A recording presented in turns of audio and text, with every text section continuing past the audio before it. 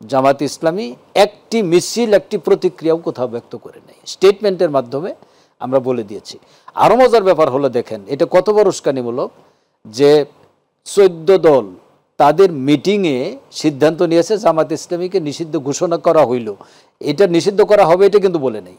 ওখানে প্রেস কনফারেন্সে যিনি বক্তব্য রেখেছেন গণভবনের সামনে, হ্যাঁ গণভবনই বলছেন যে 14 দলের সিদ্ধান্ত জামাত ইসলামীকে নিষিদ্ধ, কোনো দল আরেক দলকে নিষিদ্ধ করতে পারে না।